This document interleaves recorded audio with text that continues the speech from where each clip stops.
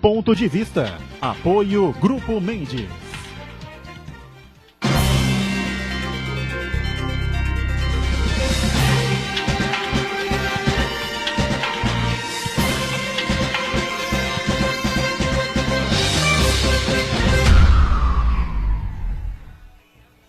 Olá, está começando aqui o nosso Ponto de Vista, sempre neste horário da 1h30 da tarde, horário do almoço e a tradição da discussão política, da discussão dos temas importantes que formam a pauta aqui da nossa região metropolitana, economia, saúde, transporte, não é?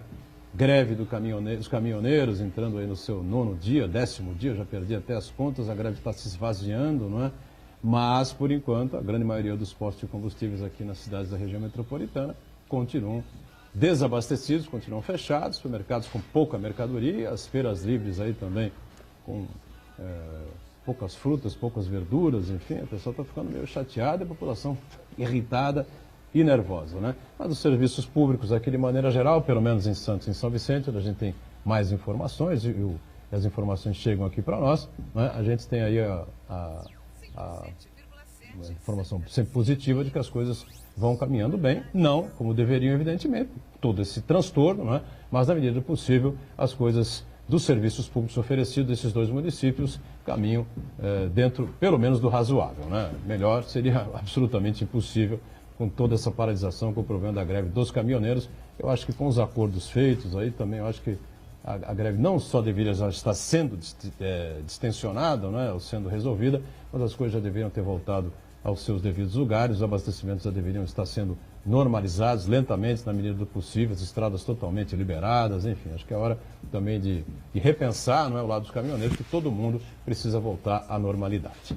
Sempre lembrando a você, de segunda a sexta, a nossa reprise a partir das 8 horas, não é, 20 horas, aqui na Santa Cecília TV. Pedro Gouveia, o prefeito de São Vicente, né, está com a gente nesta edição de terça-feira para falar a respeito de toda essa situação, né, os problemas e como é que ele vem e a sua equipe vem gerindo essa crise do transporte, a crise dos caminhoneiros na cidade de São Vicente e, claro, falar sobre o que vem acontecendo importante no município, em outros aspectos, em outros projetos, enfim. Tudo bem, prefeito? Dentro do possível, está tudo bem, né? Dentro do possível, caminhando, né, Boturão? Caminhando, temos que, né, fazer com que o poder público permaneça oferecendo os serviços aí básicos à população. Não podemos, né, nos curvar diante de uma crise desse tamanho. Mas, primeiramente, quero cumprimentá-lo, Chagas, o Marcos, dizer que é um prazer, um privilégio poder estar aqui com você. Sempre que convidado, faço questão de estar aqui para poder não só falar agora da cidade de São Vicente, mas também falar de toda a região e de tudo aquilo que está acontecendo, né, de positivo na nossa cidade e mostrar aquilo que o nosso grupo de governo tem feito para superar as dificuldades do dia a dia. Pedro Gouveia, que também preside o CONDESB, o Conselho de Desenvolvimento aqui da nossa região metropolitana, da Baixada Santista. Fernando Chagas, cientista político, mais uma vez participa e colabora com a gente. Tudo bem aí, Chagas? Tudo bem, dentro do possível, tudo bem, né? Um abraço especial ao prefeito de São Vicente, Pedro Gouveia, ao nosso telespectador e rapidamente, né? Acredito, prefeito, telespectadores, que chegou a hora do diálogo da sociedade, diálogo dos caminhoneiros e diálogo do governo. Perdurar essa situação, quem vai pagar é toda a nação. Então chegou no momento que nós precisamos, acima de tudo, ter equilíbrio e ponderação para sair dessa situação. Uma situação que já está extremamente grave e que, se der continuidade a isso, a economia vai sentir mais do que está sentindo. E a recuperação vai ser muito mais difícil no momento que o Brasil precisa se recuperar economicamente para oferecer melhores condições para toda a população brasileira. E o Santana lá na ponta, atento aí às redes sociais, as transmissões que fazemos aqui do Ponto de Vista e a participação sua aí com a gente, que é sempre importante. Tudo certo aí, Santana? Tudo certo na medida do possível, o Edgar Boturão, e eu acho que é momento da gente alertar a população com relação às informações que chegam, muitas informações desencontradas, áudios pelo WhatsApp, dizendo de que 94% da população defendem a intervenção militar. E muito importante também que todas as reivindicações feitas pelos caminhoneiros, os autônomos e também os proprietários de caminhões, elas foram atendidas pelo governo Michel Temer, um governo muito frágil, e demonstrou muita inabilidade política vale se destacar aí a participação do governador Márcio França na articulação do acerto, né, para que se chegar a um denominador comum.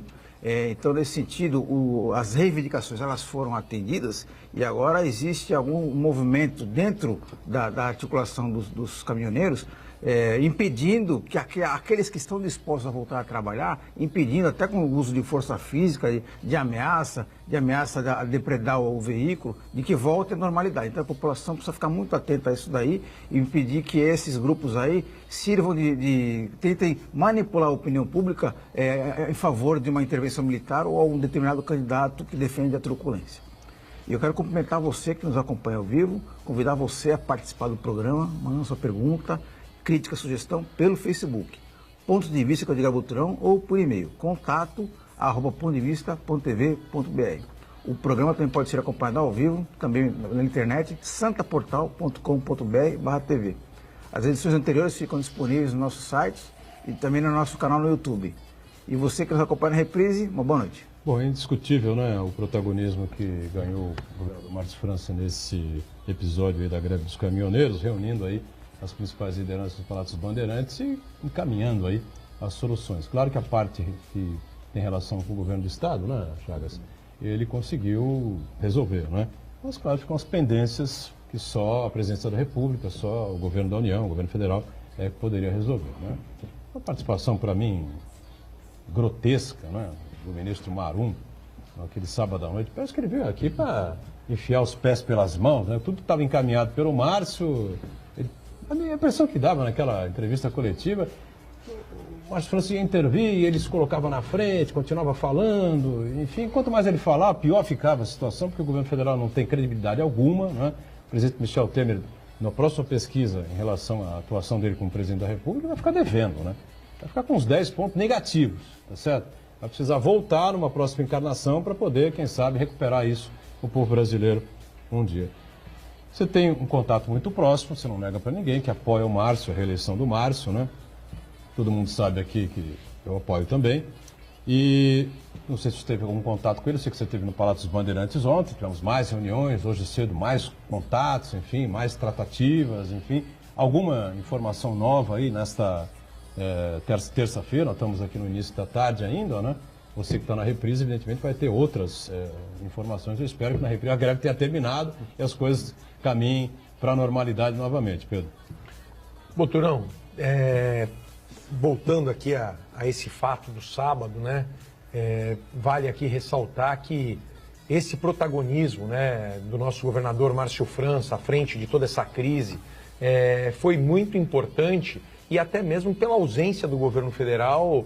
Ele esperou ao máximo possível para que o governo federal se manifestasse, que o governo federal tomasse algumas decisões, tomasse à frente desse diálogo, conforme o Chagas falou. Esse é o momento que não dá para você querer se fechar dentro do Congresso e querer resolver isso lá. Você precisa ouvir também o outro lado.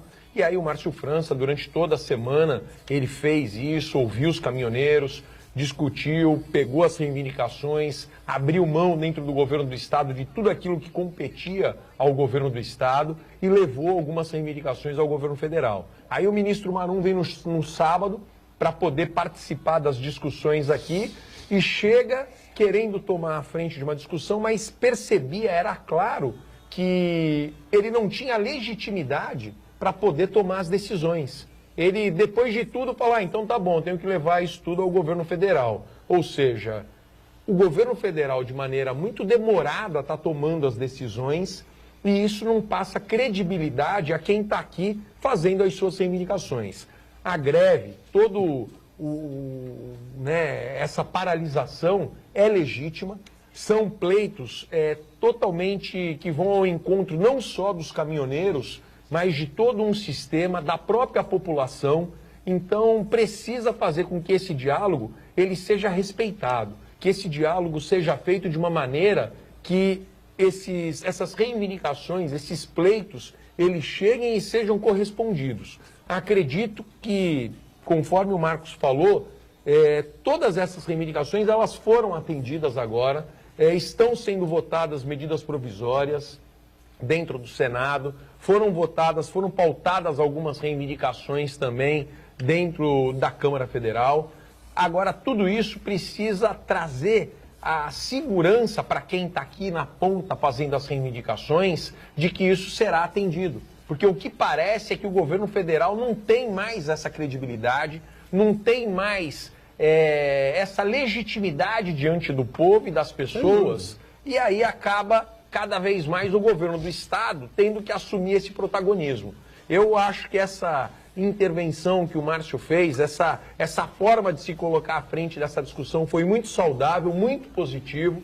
Isso mostra que, enquanto outros governadores deveriam também estar participando e ficaram escondidos, mostra que política tem que se fazer dessa forma, com diálogo, com conversa, ouvindo as partes. Quanto mais você ouve, menos sujeito você vai estar a cometer erros. Então, foi muito positiva a participação dele. Vejo que isso dá também a ele uma participação junto a essa crise, de que as pessoas passam a perceber que fazer política tem que se fazer dessa maneira, tem que se fazer ouvindo todos os lados, e alguém tinha que tomar a frente disso. Ele, de maneira muito sábia, tomou a frente disso. Tenho falado com ele diariamente. Hoje, 7 e pouco da manhã, conversei com ele. Ele teria mais uma reunião hoje, próximo às 9, 10 horas da manhã, com um grupo de caminhoneiros, que também representa uma parte desse grupo que está mobilizado, e diante disso nós entendemos que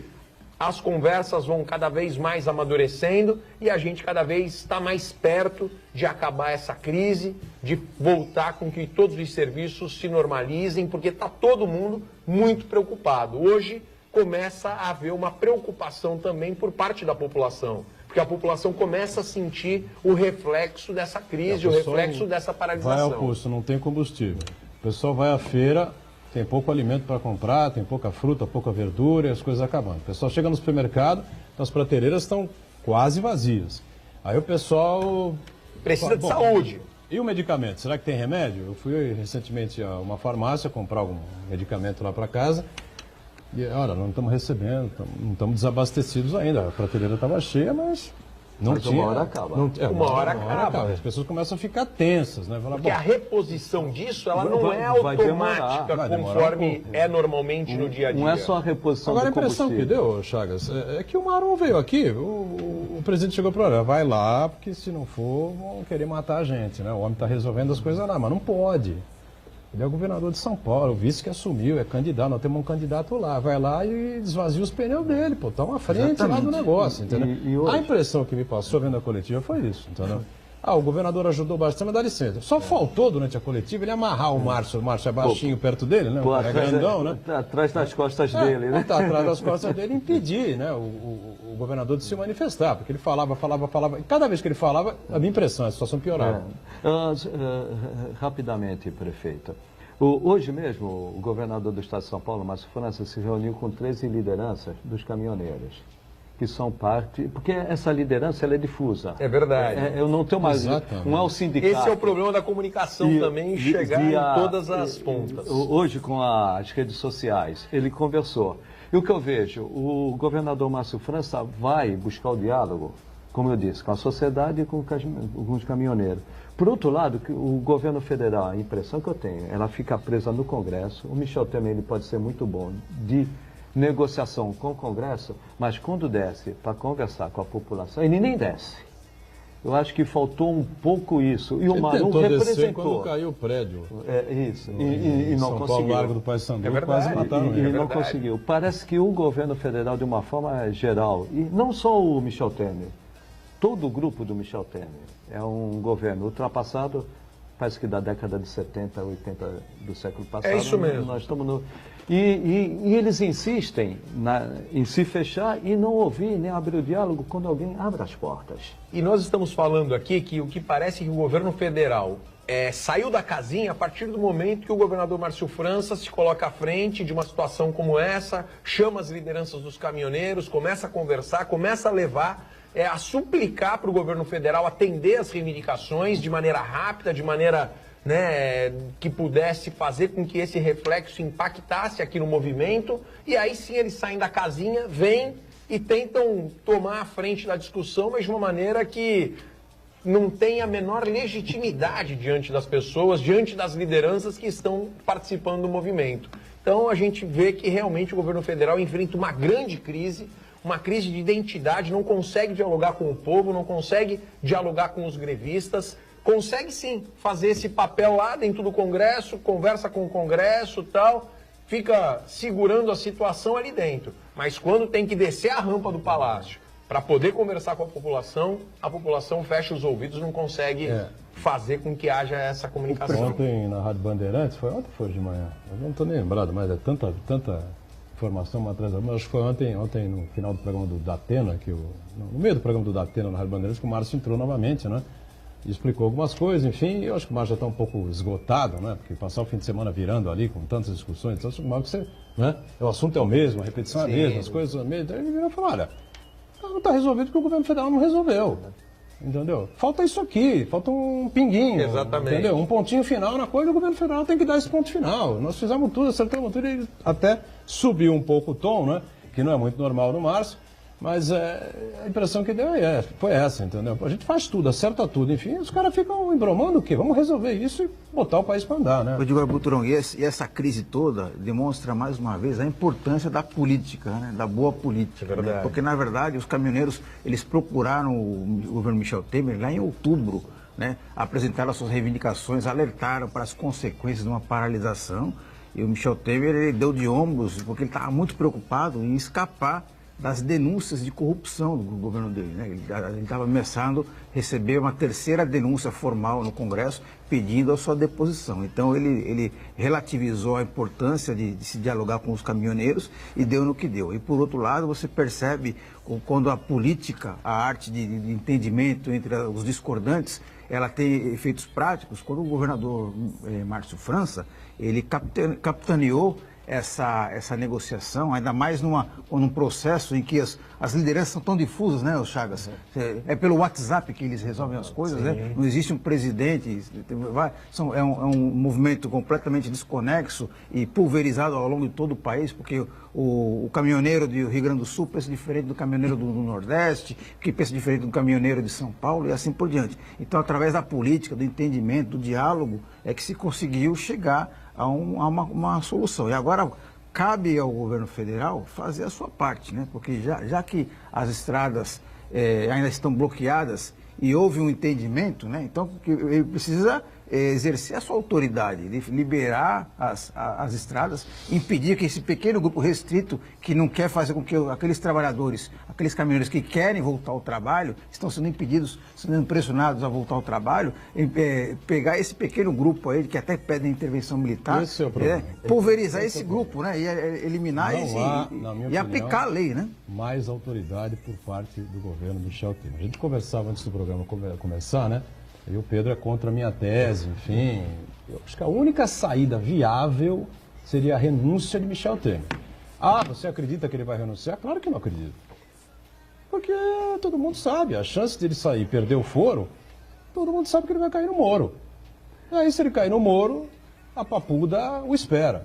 Entendeu? O caminho é esse. O Pedro tem outra teoria, né? O Chagas também acho que tem, enfim. A minha visão é essa, justamente nesse aspecto. Eu acho que ele não tem mais moral absolutamente nenhuma para dar ordem para ninguém, para manter ordem, para mandar exército, polícia militar. É a visão que eu tenho a respeito desse Turão, você defende a sua tese. Não é nem que eu tenho outra tese ou que eu tenho alguma outra predileção em relação a isso.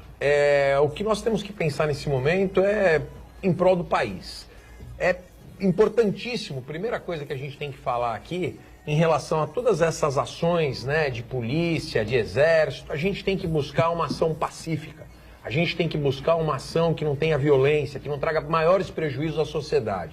Porque quem sempre sofre com tudo isso é a sociedade, é a população, são os municípios. Eu me preocupo muito com todas essas ações, Chagas, e você, melhor do que todos aqui para poder fazer essa leitura, do preço que cada município vai pagar com essa crise. Altíssimo. Com o preço que cada uma dessas medidas trarão de reflexo para as cidades. Porque os problemas, eles acabam sempre sobrando nas bases. E as bases, elas são os municípios. Então, cada um dos prefeitos depois vai ter que se virar para poder dar continuidade ao ritmo que nós precisamos dar para corresponder o anseio da população. Agora, em relação ao Temer, em relação ao presidente, eu não estou dizendo aqui de qual é a minha preferência. Eu estou dizendo de uma coisa que eu enxergo, de uma leitura política que eu faço, que acredito que ele não vai renunciar. O melhor para o país chegar em o uma melhor situação para o mais país é que tranquila nas hoje eleições. fosse dia 1º de janeiro de 2019. O melhor para o país seria isso, que nós teríamos lá um presidente legitimado pelo voto, o voto do povo, o voto da população, que a democracia seria soberana diante de qualquer situação a qual nós pretendemos ter para o futuro de uma nação. Sem as mentiras da Dilma, né? Exatamente.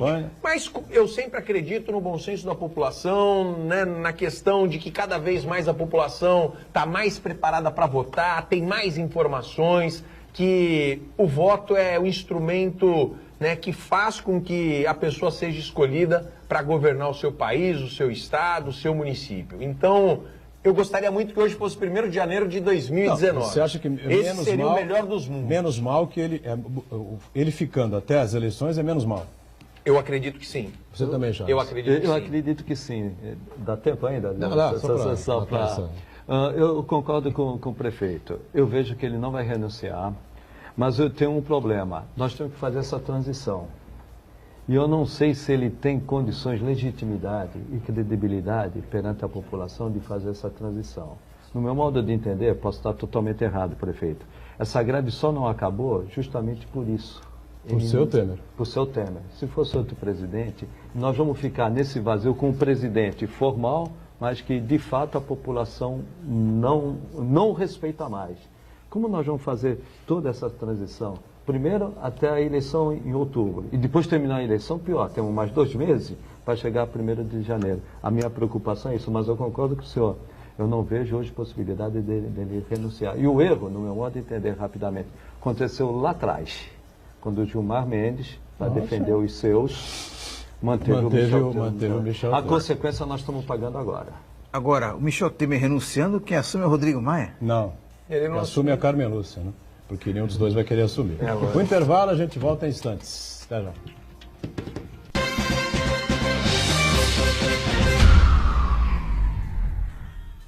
Existe um lugar em Santos onde você encontra os empreendimentos mais fascinantes da região. Um lugar amplo, aconchegante, feito para oferecer o melhor atendimento para você. Um lugar que reúne as melhores opções residenciais e comerciais nos bairros mais nobres de Santos. Um lugar que a gente nem precisava dizer, porque você já sabe. Central de Vendas Grupo Mendes, Rua Guaiaó 55, Aparecida. Venha fechar um bom negócio para abrir as portas do seu novo lugar.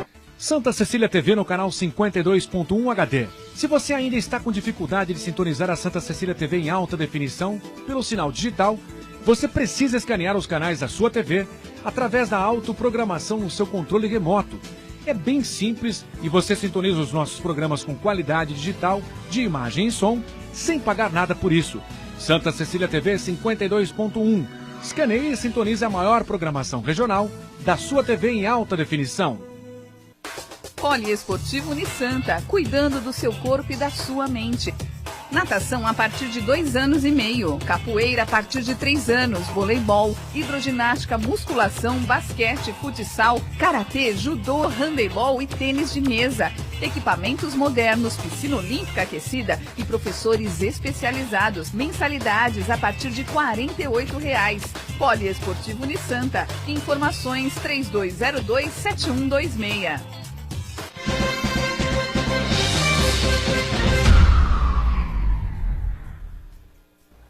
Muito bom, sequência aqui do Ponto de Vista com o prefeito de São Vicente com a gente aqui, o Pedro Gouveia, o Chagas, o Santana, e a sua participação sempre importante conosco, né? Queria destacar agora, falar um pouquinho mais sobre São Vicente, né? A cidade que enfrenta todo esse problema, como Santos, como todas as cidades aqui da região metropolitana.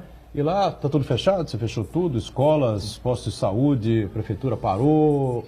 Tudo parado? Não, de forma Não? alguma, Boturão. De Você forma conseguiu? alguma. Tá tudo Pessoal, funcionando? Tem que ter a boa vontade, tem que ter a cooperação dos funcionários. A gente tem lá o funcionalismo dedicado, um funcionalismo que tem a responsabilidade e o comprometimento com o serviço público. Então, continuamos, né, com as escolas funcionando, com as unidades básicas de saúde funcionando, com o nosso hospital funcionando, serviços de segurança da GCM, trânsito, coleta de lixo. Obviamente que nós temos problemas pontuais em cada um desses nossos equipamentos. Claro. Tomamos medidas de racionamento de abastecimento, de racionamento de alguns serviços, ou seja, trabalhando de maneira estratégica para que não falte, né, em nenhum lugar. Então, tudo isso está sendo visto. Hoje tivemos uma reunião logo cedo com todos os secretários, com alguns dos nossos secretários, com os vereadores, para que outras decisões fossem tomadas também. Nós temos aí um feriado pela frente, quinta e sexta-feira, ponto facultativo, e daí entra sábado e domingo. Embora nós tenhamos percebido hoje, mesmo que de maneira muito tímida, mas já tem alguns postos de gasolina sendo abastecidos, já tem alguns caminhões chegando em alguns supermercados. Então algumas coisas já voltam, né, mesmo que timidamente, a ser reabastecido para que a gente possa voltar à normalidade. E aí, obviamente, que chegar na segunda-feira que vem com a perspectiva de que os serviços comecem a se normalizar. Tiramos os exames das unidades básicas de saúde, só estamos fazendo exames de urgência e emergência. As escolas... Isso não tinha jeito, né? Não tinha jeito. Claro. As escolas, elas estão funcionando, óbvio que com um número menor de alunos, alguns professores faltando por conta, né, dessa própria locomoção para poder chegar até a escola. Alguns não têm mais gasolina, outros têm dificuldade com o transporte. A questão do transporte na cidade... Mas é importante a questão da escola, porque, veja bem, se a criança chega, menino, menina, enfim, não tem aula porque o professor não veio, o outro professor não dá para... Junta todo mundo e você faz uma atividade. Um lazer, faz uma atividade. Ficar lá na escola. Acabou, né? o bujão de gás, ainda não repôs o bujão de gás, faz lá um lanche frio, não precisa lógico, fazer, né, o almoço e tal. Mas não dá para você dispensar o aluno. Eu falei para a secretária hoje, para ela avisar as diretoras, para sensibilizar as diretoras e tal. Porque se você dispensa o aluno, essa mãe... ela precisa trabalhar, esse pai precisa trabalhar. Então a gente tem que fazer um esforço, é mais um problema. Isso tudo é o efeito dominó. Começa a desencadear uma série de outros problemas que a gente pode evitar. Então o serviço público tem que estar funcionando, a gente tem que estar com o serviço público preparado para atender, mesmo que diante de toda a dificuldade, toda a crise, a população de São Vicente. Prefeito, o que me preocupa muito, eu já falei, né? É o TD After, o depois. Só vou dar um exemplo. Aqui na Prefeitura de Santos, 60% a 65%, podendo chegar até 70% do ISS, se colocar o transporte, o porto, as atividades portuárias com transporte representam juntas 70% da arrecadação. O porto está praticamente parado. Há 10 dias. Há 10 dias. Quer dizer, no mínimo 1/3 da nossa arrecadação vai cair. E não só isso, vai cair ICMS. E os municípios, não só Santos, São Vicente, Bertioga, todos os municípios, assumiram uma demanda de uma crise que nós tivemos muito grande da economia que atingiu o social. Aumenta-se o número de atendimentos nas unidades de saúde, aumenta a despesa. Aumenta o número de estudantes nas escolas públicas, aumenta a despesa e assistência social. E a nossa arrecadação, eu acredito, de uma maneira geral aqui na Baixada Santista e dos outros municípios, também vão cair. O TD After, como será para nós? Isso preocupa muito. Isso é o que de verdade, né, faz a gente ter uma reflexão aqui e que nos preocupa, que nos leva aí a realmente entender que isso traz prejuízos grandes aos municípios. Você acha que essa conta chega quando? Daqui a um mês, 2 Pessoal, meses? daqui a 3 meses está batendo, na porta da gente, porque é o reflexo do giro de toda essa arrecadação aí. Pode ter certeza absoluta disso. É uma situação complexa e difícil. Transporte coletivo na cidade? 50% funcionando também. Nós tivemos uma conversa com o pessoal da cooperativa, que faz o transporte, né, das vans. Eles estão lá com 50% de funcionamento. Obviamente que sempre na perspectiva de que volte à normalidade a questão do abastecimento dentro do posto que eles têm, dentro da bomba que eles têm, que eles abastecem todas as vans. Então, tudo isso aqui a gente vai jogando também um pouco com essa estratégia montada dentro da cidade. Mas o que nós temos insistido com todos os serviços lá e nos colocado à disposição também, nos colocado à disposição do sistema funerário lá da cidade. Essa semana auxiliamos no abastecimento, para que a gente possa priorizar as questões de saúde. Então, as nossas bombas lá só têm abastecido regularmente os carros da saúde. A gente tem que, nesse momento, né, atender aquilo que nós entendemos que é prioritário para que os serviços se mantenham funcionando. O prefeito, sem dúvida nenhuma, essa paralisação provoca imensos prejuízos agora e, como o Chagas relacionou, no futuro. O Estado de São Paulo, por exemplo, a atividade econômica perde 5 bilhões de reais por dia de paralisação, né? Quer dizer, é uma coisa nesse momento, e os efeitos vão ser ao longo do tempo, e a recuperação é muito difícil. Mas, de todo modo, se é que a gente pode tirar uma boa lição disso tudo, é que as pessoas acabam repensando o modo como elas vivem hoje, em relação ao transporte, em relação ao consumo, né? Então, na adversidade, que a gente consegue tentar buscar ensinamentos para melhorar, tornar as coisas mais eficientes, racionalizar, economizar os gastos e assim por diante. Se pode ter uma lição positiva, eu acho que é isso, né? É verdade.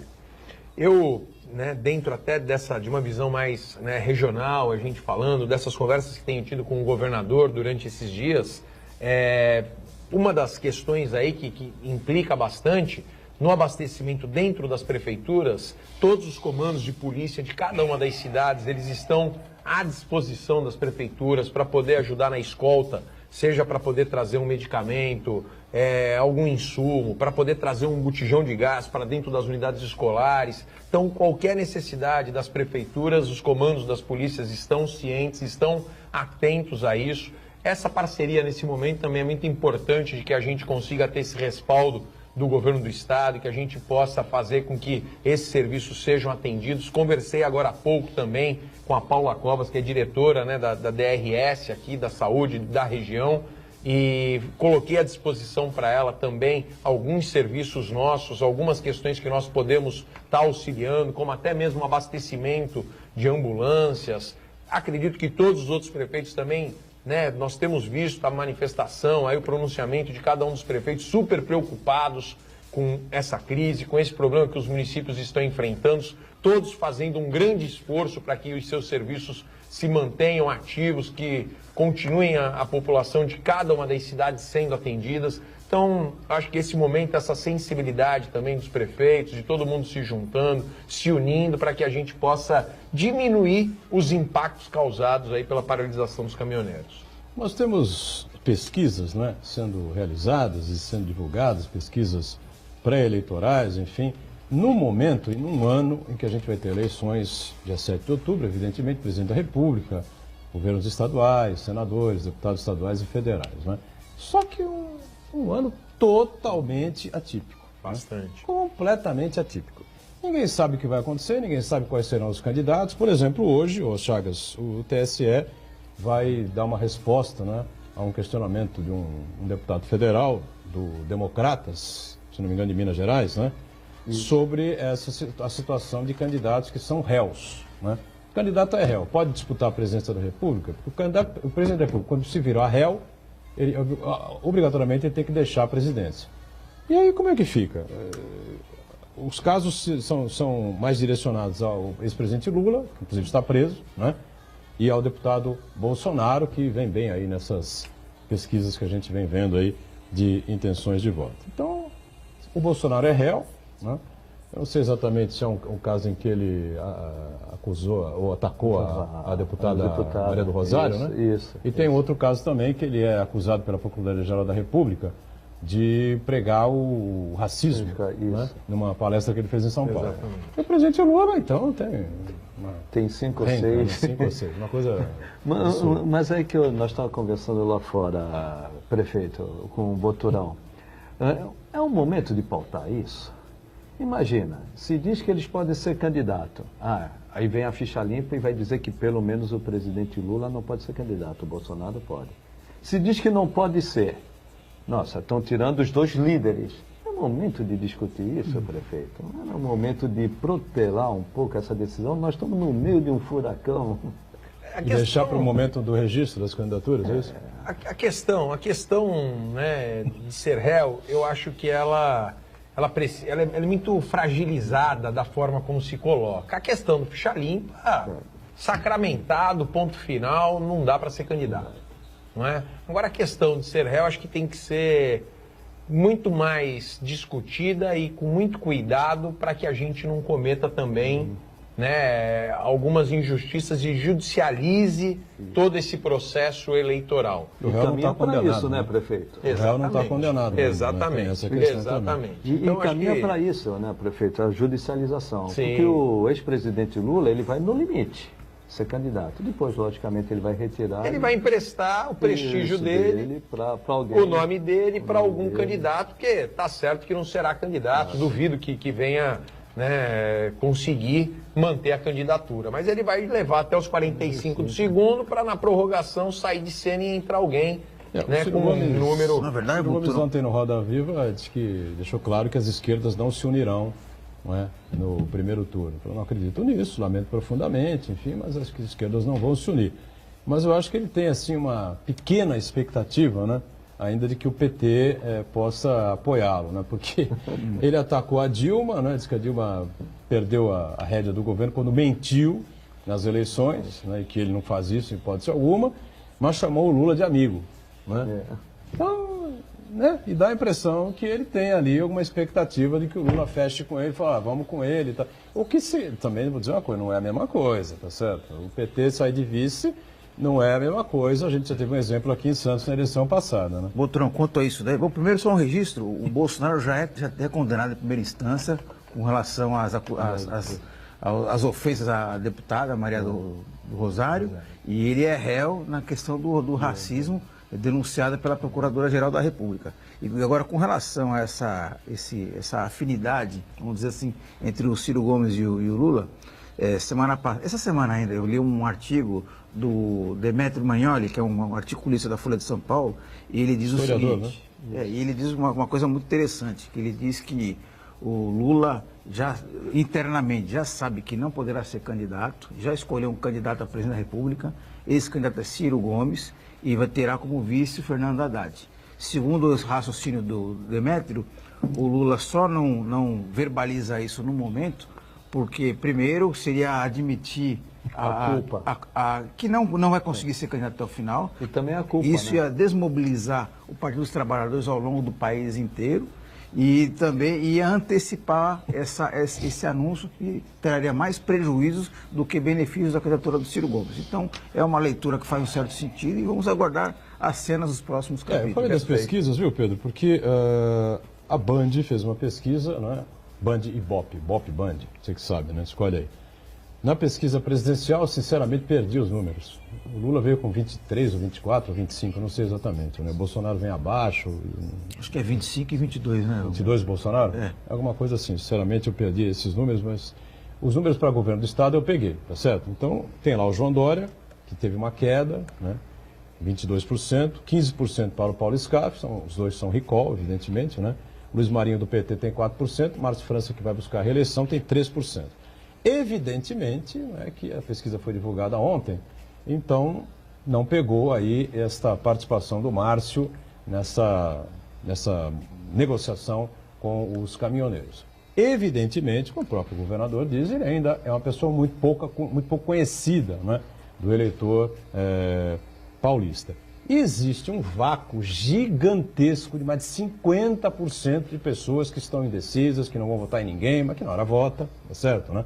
E que estão aí, sabe, olhando para um lado, olhando para o outro. E há uma rejeição fantástica de João Dória no estado de São Paulo, que bate 59%, ou seja, uma coisa incrível. Então, veja, como é um ano absolutamente atípico. Os institutos de pesquisa estão correndo o risco de cair num descrédito monstruoso que nunca mais vai ter recuperação. Mas eu deixo para você fazer essa avaliação. Você, evidentemente, já foi candidato várias vezes, já participou de muitas campanhas e pode endossar o que eu estou falando ou ter uma opinião diferente.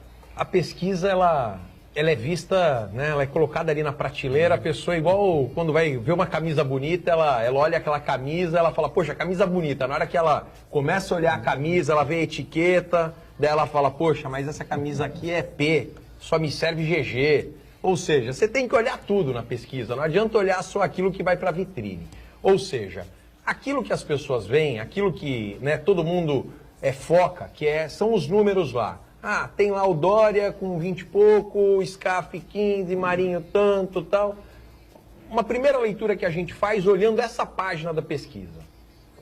Dória saiu agora de uma eleição, a mídia toda voltada a ele. Tem esse recall garantido de ter o nome, né, com uma votação ali, com uma intenção de votação grande.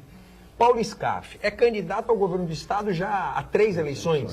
Terceira vez, Há né? 3 eleições. Também é natural, Sempre 15%. na mídia, com a Fiesp e tal. O restante dos candidatos, incluindo o nosso governador Márcio França, que busca a reeleição, todos eles têm a mesma votação praticamente. 2, 3, 4, tudo ali na margem de erro, todos eles embolados. Ou seja, o jogo está sendo jogado. Agora, quando a gente começa a olhar a etiqueta da camiseta, quando a gente começa a fazer a leitura da pesquisa, a gente percebe que um dos primeiros aspectos que tem que olhar, a rejeição. O Dória está com uma rejeição incrível. As pessoas começaram a se atentar de que ele não tem palavra, de que não é uma pessoa que cumpre o que fala, que um dia ele fala um negócio, no outro dia ele acorda e fala outra. E isso é uma questão, é um patrimônio que o candidato tem que carregar com ele.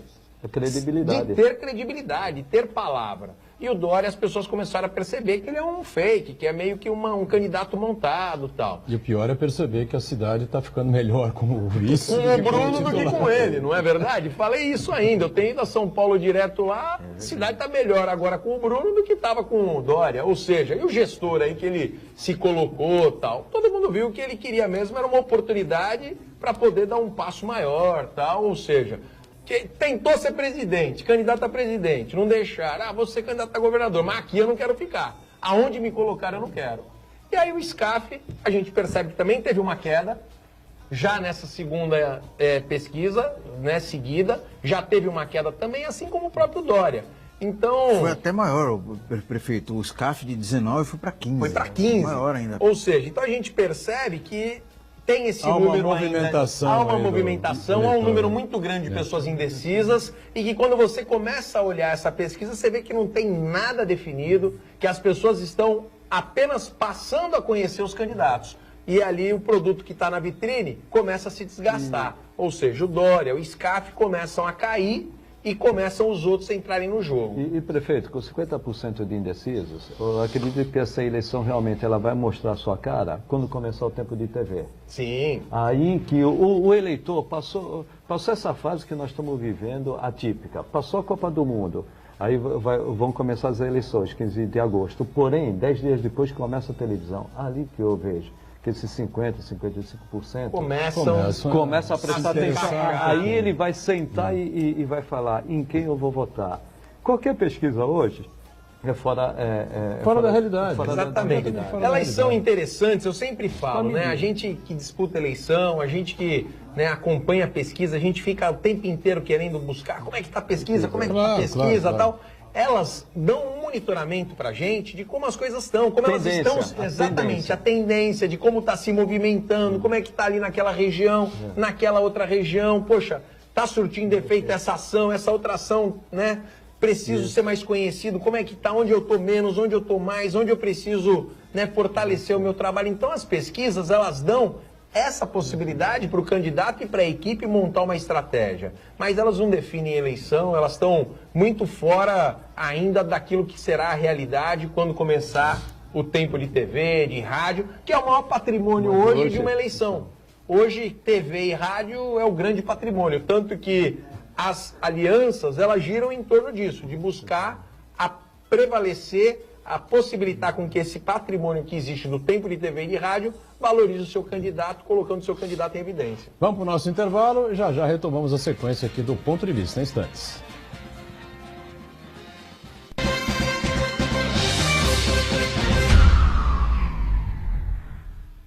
Existe um lugar em Santos onde você encontra os empreendimentos mais fascinantes da região. Um lugar amplo, aconchegante, feito para oferecer o melhor atendimento para você. Um lugar que reúne as melhores opções residenciais e comerciais nos bairros mais nobres de Santos. Um lugar que a gente nem precisava dizer, porque você já sabe. Central de Vendas Grupo Mendes, Rua Guaiaó 55, Aparecida. Venha fechar um bom negócio para abrir as portas do seu novo lugar. A sua música.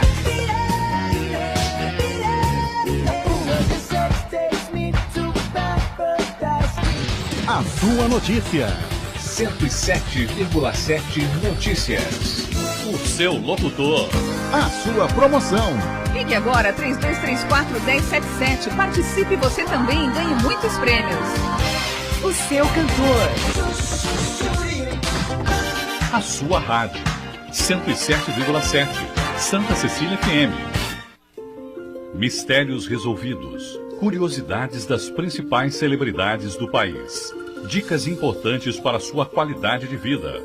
Programa O Guru, com Roberto de Ogum. Exclusivo na programação da Santa Cecília TV. Acompanhe entrevistas e reportagens especiais. O Guru, na Santa Cecília TV. A maior programação regional da sua TV.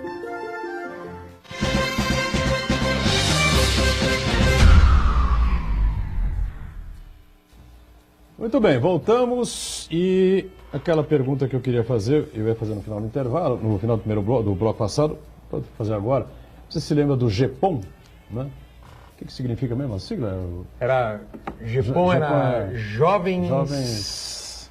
Nossa, agora me deu... Enfim, era um projeto da Era um prefeitura. projeto de jovens dentro do município, de São apoio ao Vicente, município e tal, na cidade de São Vicente. E agora nós teremos no governo do estado o GEPOI, é isso? GEPOI, que é uma versão do GEPOM dentro do estado. Inicialmente, 16 cidades das 16 regiões do estado administrativas serão contempladas. Eles fizeram lá uma equação de números dos índices, né, de segurança, mais a renda per capita do orçamento aplicado no exercício anterior. Então, São Vicente é uma dessas cidades, né, dentro da nossa região administrativa contemplada. Nós teremos 895 jovens inicialmente atendidos até dezembro. E aí, no total no estado, serão atendidos 4.700 jovens, nesse primeiro momento, com uma projeção de chegar no ano de 2019 com 90 mil jovens sendo atendidos. Então, isso é um programa super interessante, porque você capacita, qualifica, prepara o jovem para o mercado de trabalho, diferente daquele momento que era um alistamento civil, que quando o rapaz era dispensado do serviço militar, ele ingressava no GEPOM. Hoje você vai ter jovens de 16, 17 e 18 anos com essa possibilidade. Eles recebem uma bolsa, que será um valor de até um salário mínimo, e isso possibilitará a ele que ele possa também, na continuidade disso, ingressar no mercado de trabalho, porque ele vai estar sendo qualificado ali com algumas aulas, alguns cursos que vão dar a ele essa possibilidade, voltadas à área do turismo, à área da segurança, a área da cultura, da saúde. Então ele começa a ter essa capacitação, fazendo essa prestação de serviço no município como um orientador, e isso é muito positivo. A experiência que nós tivemos em São Vicente trouxe resultados assim super expressivos. Os números de violência em São Vicente eram absurdos, quando na época o Márcio França era prefeito. Ele implantou o GEPOM, nós estávamos na época... era a 12ª cidade mais violenta do estado. Quando fez isso, a cidade de São Vicente despencou, passou a nem figurar mais entre as 100 cidades do estado mais violentas. Nós conseguimos, né, ter resultados bastante significativos. E o principal, eu sempre falo, quando a gente trabalha com o jovem, quando a gente dá oportunidade para o jovem, quando a gente dá a ele a oportunidade de ele ser protagonista dentro da sociedade, eles dão bons frutos. A gente vê jovens que naquela época tinham tudo para ir para o lado errado, para entrar no crime, se tornaram policiais, se tornaram cidadãos de bem, conseguiram ingressar no mercado de trabalho, constituíram suas famílias. Então o resultado disso é lindo, é maravilhoso. A gente torce muito para que o GEPOI, agora no estado de São Paulo, possa, né, beneficiar aí os jovens do nosso estado para que eles tenham uma oportunidade de vida melhor. Eu falei do GEPOM, o Santana descobriu aqui, Jovens em Exercício do Programa de Orientação Municipal.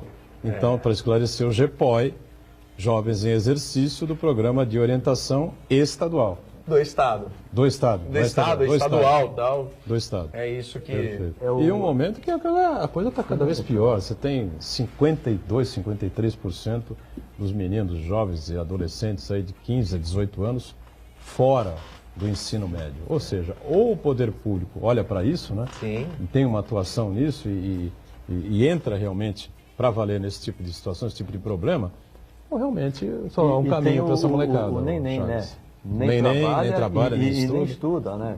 E é o município de São Vicente exportando a experiência... Uma experiência fantástica. Fantástica, um resultado positivo.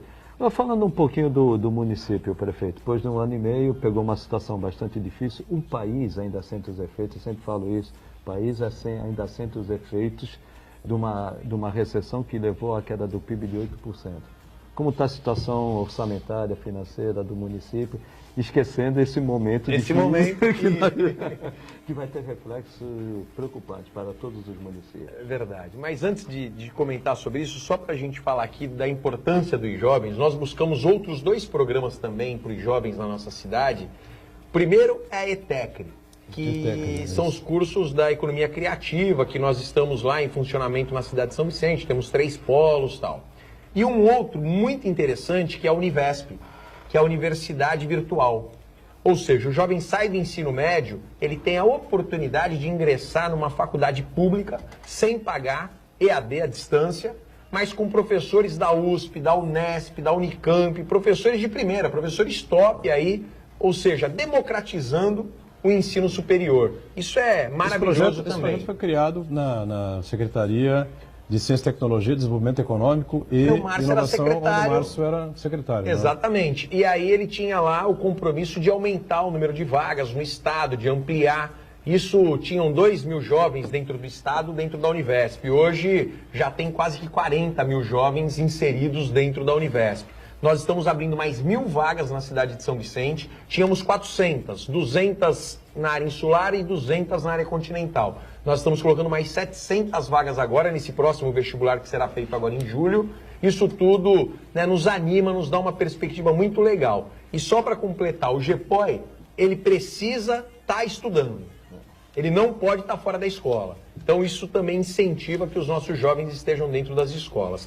Agora falando da questão orçamentária, os desafios não desapareceram da frente da gente.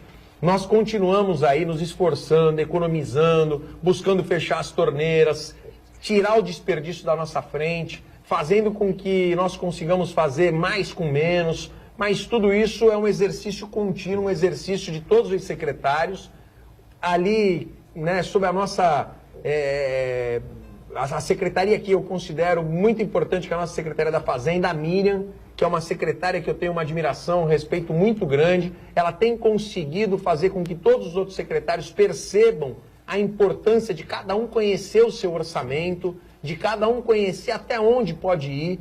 Nós temos feito reuniões aí todos os meses com os secretários para poder ver o que cada um está fazendo, o que cada um está gastando a mais, tal, para que a gente possa sempre estar monitorando isso. Mas o momento na cidade de São Vicente é muito mais positivo do que era. As perspectivas são muito melhores. Conseguimos fazer com que a credibilidade voltasse, o funcionalismo tem recebido em dia, não tem mais aquela ansiedade, aquela expectativa. Será que esse mês eu recebo em dia? Nossa. Desde janeiro de 2017, que nós conseguimos colocar os 2 meses em atraso, nenhum dia mais nós atrasamos com o funcionalismo. A prefeitura não deve nada ao funcionário? Veja, devemos. Tem ainda funcionários que se aposentaram que eu não consegui colocar em dia. Todas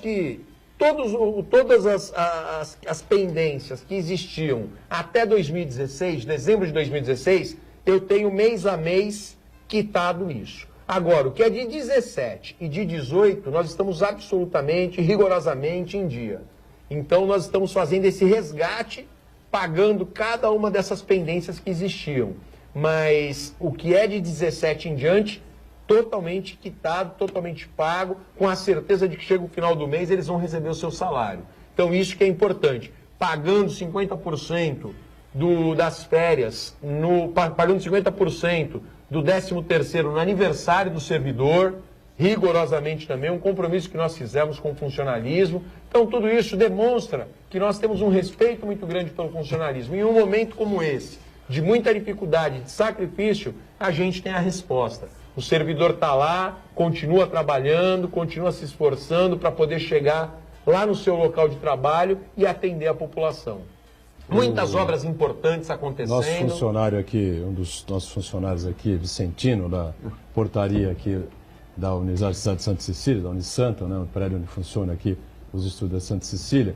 O Pedro Gouveia sabe muito bem o que eu vou falar, que toda vez que ele chega aqui, ele cobra o Pedro. É verdade. O Pedro, pelo amor de Deus. E era Antônio Pedro de Jesus, hein? Era Antônio Pedro de Jesus. Aí eu tenho conversado com ele recentemente, porque ele está contente, rapaz. É verdade mesmo. Ele me cobrou muito, Desde o primeiro dia começou a tapar os buracos, falou, rapaz, a coisa... Eu falei, não, lógico, você não pode querer que o cara assuma o governo hoje e amanhã a coisa já esteja solucionada, não é assim. E eu falava para ele, Boturão, você acompanhou muitas vezes eu falando, eu respondendo a ele, eu dizia brincando, eu falava, vai chegar lá. E era Antônio Pedro de Jesus, ali na Náutica, ó, começamos a asfaltar várias ruas, tem umas 12, 13 ruas ou mais sendo asfaltadas simultaneamente. Temos aí uma programação de até o final do ano asfaltar quase que 60 ruas ou mais.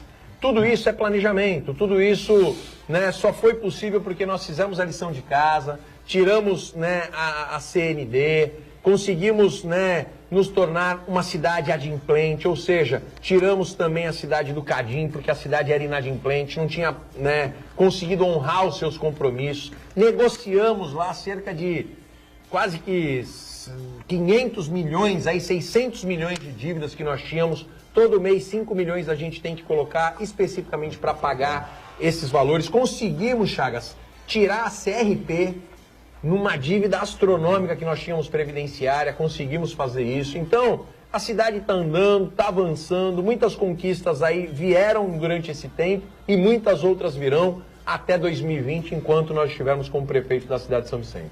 Sem contar a limpeza pública, né? Limpeza urbana, pública que passou a ser uma rotina lá, assim, que é um problema que já, graças a Deus, viramos a página. Não, a verdade é essa, né? A pessoa tinha vergonha, né? São Vicente. A situação realmente estava caótica, né? A gestão anterior, me desculpe, o ex-prefeito e os ex-secretários, enfim, mas realmente não conseguiram colocar a cidade onde a cidade precisa, a cidade merece, porque não é possível. É lógico. Quando o Márcio França assumiu, né, eu não esqueço jamais disso, também com todo respeito ao prefeito Luca, aos anteriores, enfim, não é mentira o que eu vou dizer aqui, os vicentinos não lacravam o carro na cidade. É verdade. O pessoal vinha lacrar o carro em São Vicente. Lembra dessa história? Lembro. É uma coisa vergonhosa. Passou um período que São Vicente não nascia ninguém em São Vicente. Maternidade não funcionava, para nascer em Santos. Interessante, Cubatão, né? Enfim. São Vicente é uma cidade que tem muita dificuldade. Resgatou o orgulho do vicentino. Né? Exatamente. E muito interessante, né? Porque nós passamos um processo muito parecido agora. Nós temos acompanhado no mês a mês, junto ao Detran, de carros licenciados na cidade de São Vicente. E as pessoas voltaram a licenciar os seus carros em São Vicente, né, emplacar os seus carros na cidade de São Vicente, e aí os números começam a aumentar. Isso é reflexo exatamente dessa credibilidade. O próprio IPTU, nós assumimos a prefeitura com mais de 50% de inadimplência, quase 60% de inadimplência. Hoje isso reduziu. Então você percebe que as pessoas, elas vão também, mesmo continuam fazendo críticas, Boturão, eu falo, né, assim, quanto mais próximo a gente está das pessoas, mais fácil da gente acertar. A gente ouvir as pessoas é maravilhoso. Veja, a gente está falando aqui de um funcionário do porteiro aqui, da Santa Cecília, tal, que me cobrava, tal. Obviamente que uma das primeiras ruas, quando houve a possibilidade da gente colocar um dinheiro, qual foi? Antônio Pedro de Jesus, estava na minha cabeça. Que agradecer ao nosso Estava na minha cabeça aqui. Tem outras reivindicações que as pessoas fazem que a gente tem que aceitar com naturalidade. Mas essas pessoas que conhecem os problemas. Realmente ele vinha com conteúdo, explicando o caso, assim, falar, pô, Pedro, dá uma olhada lá e tal. Não sei. Super positivo. Isso todo dia eu encontro alguém, as pessoas nas minhas redes sociais, elas falam comigo e a primeira pessoa fala, mas é você mesmo? Sou eu. Manda uma foto. Falei, daí não, né? Não vou ficar mandando foto minha aí, mas sou eu mesmo que respondo, tal, não sei o quê. Então vou reclamar. Pode reclamar. E daí você vai lá, atende o pedido da pessoa, daí ela fala, então agora, já que é você mesmo, vou agradecer também. Isso é gratificante, é gostoso da gente ter essa integração com o pessoal. É verdade. Pedro Gouveia, prazer sempre receber você aqui, né? Sucesso à frente da Prefeitura e esperamos novas notícias lá do Palácio dos Bandeirantes com relação às negociações, enfim, né? E a greve terminando, esperamos que a coisa caminhe normalmente, sempre para melhor, né? Obrigado. Sempre para melhor, Boturão. Eu sou um otimista de natureza. Eu sempre, né, mesmo diante das dificuldades, a gente precisa buscar a solução. Hoje, o pessoal de manhã, na hora que eu fazia a reunião lá com os secretários e vereadores, eles falaram, é um gabinete de crise? Eu falei, não, é o gabinete de solução. A gente precisa dar solução. problema tem demais, então a gente precisa dar solução. Eu estou lá, fui eleito, tenho esse contrato com a população para dar solução aos problemas que surgem na nossa frente. Então, dessa forma, a gente vai continuar trabalhando muito. Um grande abraço a você, Chagas, Marcos, e a você que nos assistiu até agora. Um beijo grande no coração. Obrigado a você que está sempre conosco, o Chagas também, né? Presença sempre importante aqui no Ponto de Vista, o Santana diariamente conosco, e a gente com você de segunda a sexta-feira, sempre aqui na Santa Cecília TV, 1h30 da tarde, ao vivo, e a nossa reprise às 8 da noite. Valeu, gente. Obrigado.